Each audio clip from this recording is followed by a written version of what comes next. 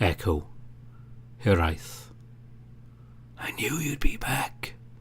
You all come back eventually. Why'd you try to run away in the first place? It doesn't matter. Even though you're here, you're going to try and run again.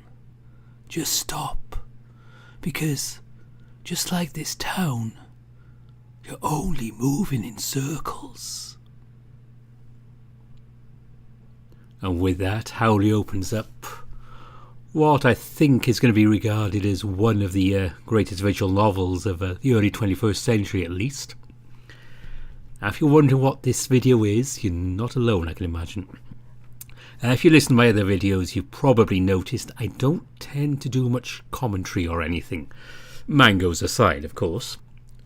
So this is all that kind of commentary squeezed into one unscripted, rather rambly, who knows how long this is going to go on for video. So this is quite unusual for me as well.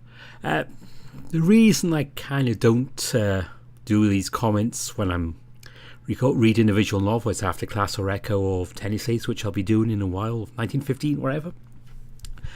I find the story is strong enough. And I'm not here to do commentary. I don't think anyone's interested.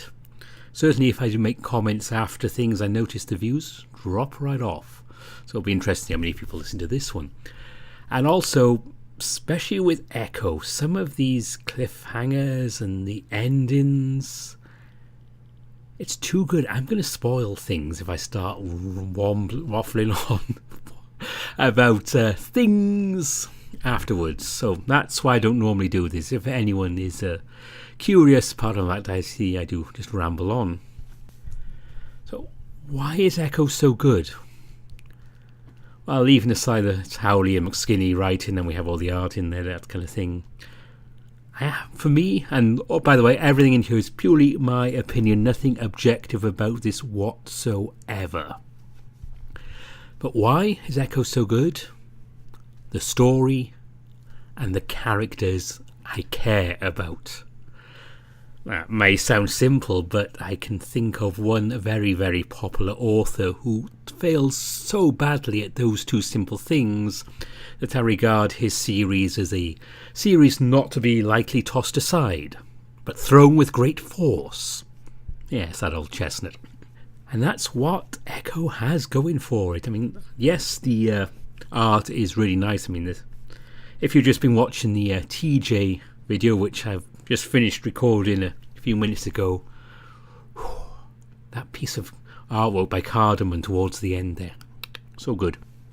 Anyway, that aside, yeah, the basic is the characters and the story they're part of. And Howley and McSkinney have written these characters so that, yeah, I care about these people. I might care less about some than others. Let's say Jenna, honestly, she annoys me. I don't think we'll get on very well together. I don't want her to get hurt. I want her to be okay by the end of the story.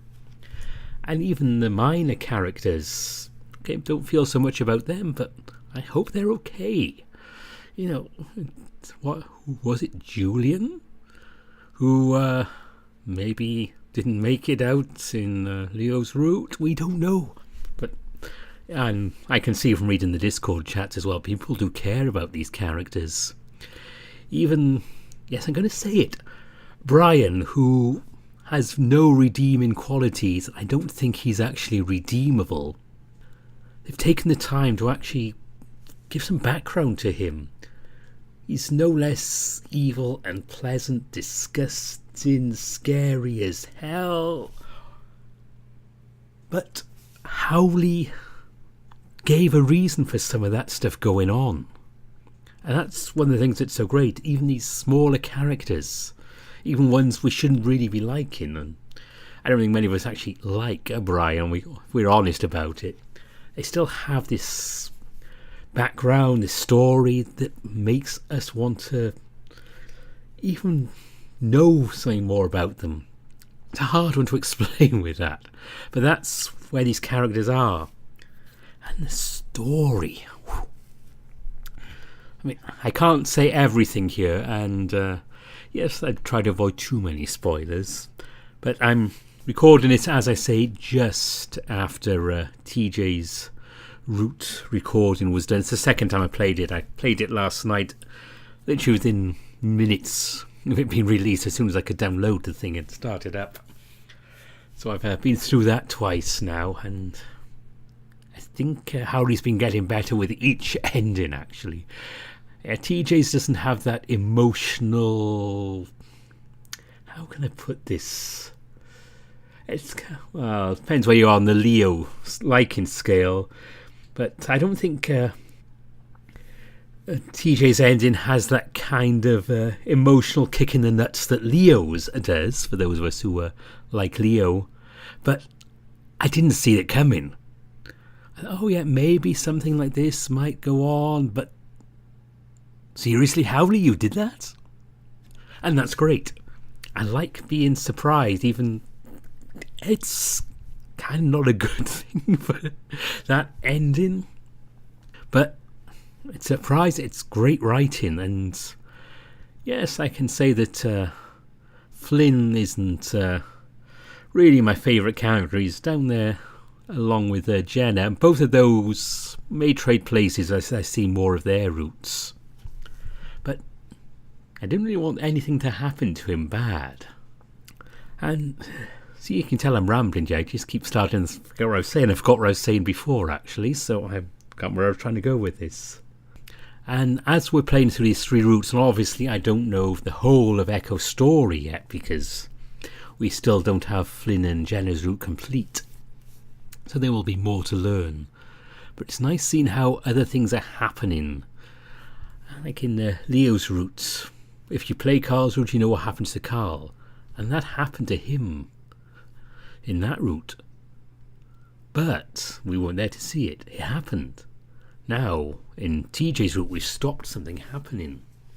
It's definitely, even though there may not be a lot of choices to make, Chase, the player, the ghost, the voice, whichever one of us it is, however you want to think of that in the terms of Echo, we are making major differences in what's going on. To borrow a line from one of my favourite TV shows, we get to decide who lives and who dies, which is kind of an odd thing. It makes me really want to see where we're going with the other two routes here. And it's another thing about this kind of thing. Echo is going to really, really reward a full playthrough of every single route once we as players have gone through everything. Because you can go back and look at things. I remember what was said about this in someone else's route. Now we see it. You can see what Howley's up to in the construction of this novel, which I'm very impressed by, because I am not one of these people who can plan ahead with writing. I follow the story where it takes me, then I go back and tweak things to make sure it happens correctly. This is very impressive work by both Howley and McSkinney. Obviously I don't know exactly how much is going on with each of them, who did what, and I know they do read each other's stuff, so you really have to give a lot of credit to both of them for the actual writing. And with Echo as well, there's obviously much, much more going on than we're actually told about. We're hinted at things in the mine, and Chase mentions stuff in the past. But we don't, well, at least so far, know all that much about it. But that makes it good. We don't need to know everything. We don't have the full details written down. We can see what the thing is. And then we can try and work out for ourselves what it might be. I mean, how old is this thing? Is it something buried in the earth? Did the miners stumble across it? Did they release something? Which is a very scary thing to think about. But, sorry, I can't resist going into my narration mode here. I mean, there's this some ancient evil Cthulhu type thing? Is it just something that was born from something that happened more recently? I mean, do the native people of the area know something about it? They have legends How far back does this go? Can we get rid of it even? Probably not. But there's so much stuff going on. It's a very rich background, even though we don't know much about it. And certainly things could go anywhere from here, not just with 1915. But there could be other stories to be told. I'm pretty sure if Howley and McSkinney wanted to, they could tell other stories, not just cheapo fan fiction stuff like A Couple of Wolves in 1912. We can forget that one. So yeah, Echo is a very, very impressive visual novel. I can't say enough good things about it. It looked interesting when I first came across it. I thought, I should check this out. And I think probably by the time we got to the motel and everyone was hanging around, I thought it was going to be pretty good. Doesn't tell you at that point where it's going to go. But just seeing the way all those characters interact and their friendship and the dialogue, yeah, you could tell there was some good writing coming up ahead, and I'm glad I've kept following it. It's definitely been worth the trip. It's a very bumpy road in some places, Leo, but it is definitely something worth going on. And now let me see, we're around the 12-minute mark here, looking at my recording. Now you're probably realising why I don't do these comments. I have nothing much to say and I take a long time to say it.